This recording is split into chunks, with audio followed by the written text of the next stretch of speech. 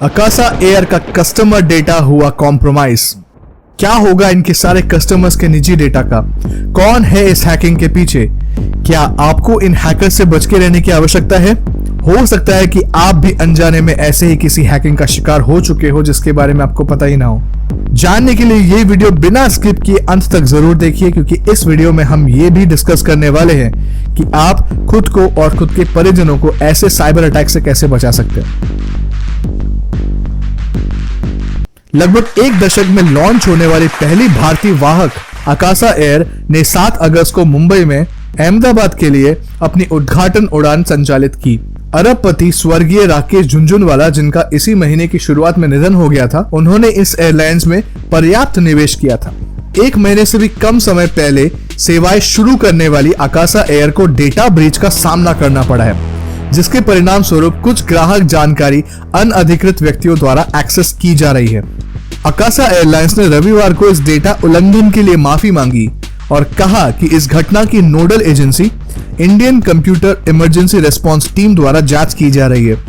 Akasa air ने यह भी कहा कि उनके रिकॉर्ड के आधार पर कोई भी जानबूझकर हैकिंग का प्रयास तो नहीं किया गया है, लेकिन उपयोगकर्ताओं को संभावित फिशिंग प्रयासों के प्रति सचेत रहने की सलाह दी है।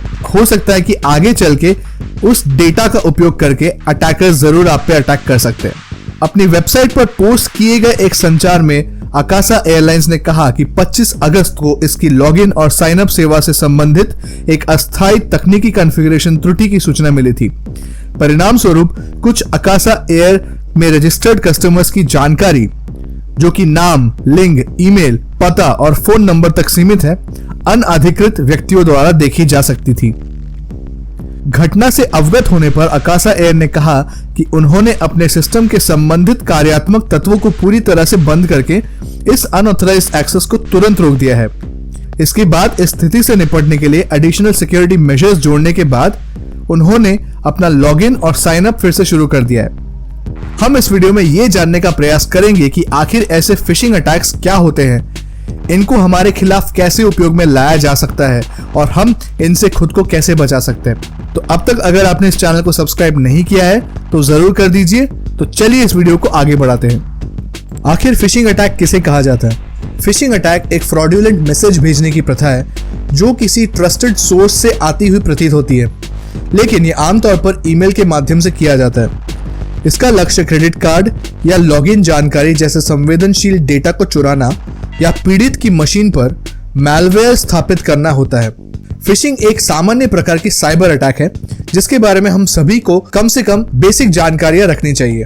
फिशिंग अटैक अक्सर एक भाले की नोक या लक्ष्य को हिट करने के लिए हमले का पहला भाग होता है। इस हमले का उद्देश्य लॉगिन क्रेडेंशियल्स की चोरी करना हो सकता है या किसी भी बैंक कस्टमर या उपयोगकर्ता को एक मैलिशियस लिंक पर क्लिक करने के लिए डिजाइन किया हुआ एक URL हो सकता है या वेबसाइट हो सकता है। जब एक ऑर्गेनाइजेशन या बहुत सारे कस्टमर्स या उनका ग्रुप इस मैलिशियस लिंक को या मैलिशियस वेबसाइट को क्लिक करते हैं तो ये हमलावरों का शिकार बन जाते हैं। ऐसे ही क्रेडेंशियल्स को यूज करके वो हैकर बाद में फाइनेंशियल ट्रांजैक्शंस को पूरा कर सकता है। इसके बारे में उन कस्टमर्स को तब तक पता नहीं चलेगा जब तक उनका ट्रांजैक्शन पूरा ना हो चुका हो। आइए जानते हैं कुछ बहुत ही पॉपुलर फिशिंग हमले जो अब तक हो चुके हैं। नंबर 1, यूक्रेन का पावर ग्रिड साइबर हमला। इसे विद्युत पावर ग्रिड के खिलाफ पहला सफल साइबर हमला माना जाता है। फिशिंग के साथ शुरू हुआ ये 2015 का यूक्रेनी पावर ग्रिड पर हमला, जिसने पूरे पावर ग्रिड को ऑफलाइन कर दिया था। उस हमले को, जिसे सैंडवॉर्म के नाम से जाना जाता है, वह एक रूसी उन्नत हैकर्स के समूह द्वारा शुरू किया गया था। ये एक स्पीयर फिशिंग अटैक के साथ शुरू हुआ था जिसने ब्लैक एनर्जी मैलवेयर के नाम से एक पेलोड को स्काडा सिस्टम्स पर डंप कर दिया, जो था यूक्रेन के पावर ग्रिड को नियंत्रण करने वाला सिस्टम। इसके परिणाम स्वरूप डिस्ट्रीब्यूटेड डिनायल ऑफ सर्विस, जो कि एक साइबर अटैक है जिसके बारे में हम अवश्य किसी एक आने वाले वीडियो में विस्तार पूर्वक डिस्कस करेंगे। इस हमले ने यूक्रेन के बड़े हिस्से को लगभग 6 घंटे तक बिना बिजली के छोड़ दिया। हमले के 2 महीने से भी अधिक समय के बाद पावर ग्रिड नियंत्रण केंद्र अभी भी पूरी तरह से चालू नहीं हो पाया था। नंबर 2, फेसबुक और गूगल। अब तक के सबसे महंगे फिशिंग अटैक्स में से एक लिथुआनियाई हैकर्स के 2013 से 2015 के बीच फेसबुक और गूगल पर किया गया यह अटैक। इसके लिए उन्होंने क्वांटा कंप्यूटर नामक एक ताइवानी इलेक्ट्रॉनिक्स निर्माता से आए हुए नकली चालानों की एक श्रृंखला भेजी। दोनों कंपनियां नियमित रूप से क्वांटा के साथ व्यापार करती थी। दोनों कंपनियां अर्थात फेसबुक और गूगल। इसलिए इन फर्जी चालानों के बारे में उन्हें अंत तक पता ही नहीं चला। उन्हें ये फर्जी चालान संदिग्ध लगे ही नहीं, क्योंकि वे उनसे नियमित रूप से ट्रांजैक्शंस किया करते थे।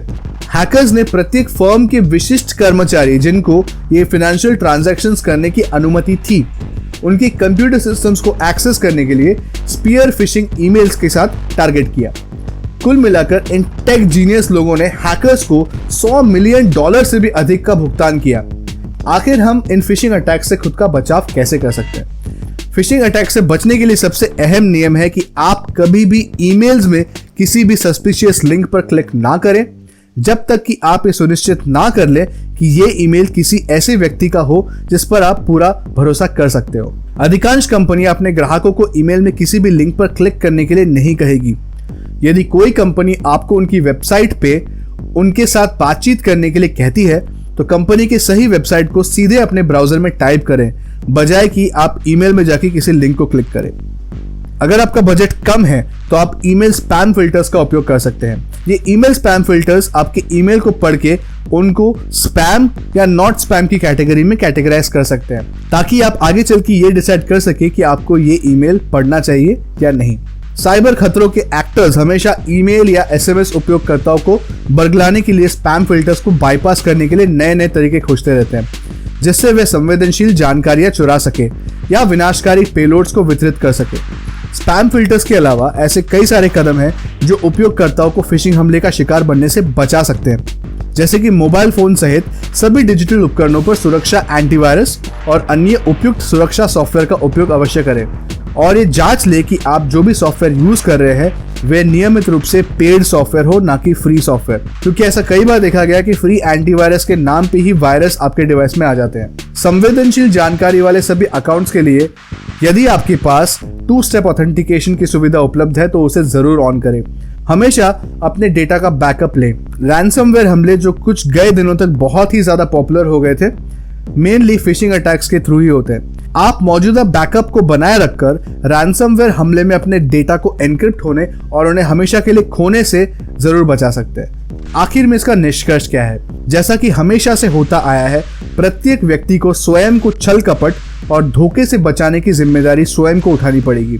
स्पैम फिल्टर्स और एंटीवायरस सॉफ्टवेयर जैसे कुछ टूल्स कुछ हद तक मदद कर सकते हैं, लेकिन अंत में हम सभी को जागरूक होना पड़ेगा और अपने हर एक ईमेल और हर एक एसएमएस संचार को अवश्य परखना पड़ेगा। उसके बाद ही उस पर क्लिक करना होगा, अन्यथा एक छोटी सी भूल हम पे बहुत भारी पड़ सकती है। तो उम्मीद करता हूं कि इस वीडियो के माध्यम से मिलने वाली ये अहम जानकारियां आपको साइबर वर्ल्ड के ऐसे खतरों से खुद को और खुद के परिजनों को बचाने में जरूर मदद करेगी। तो अब तक अगर आपने इस चैनल को लाइक, सब्सक्राइब और शेयर नहीं किया है तो जरूर कर दे, और आगे ऐसी और वीडियोस पाने के लिए उस बेल आइकन को दबाना ना भूलिएगा। धन्यवाद।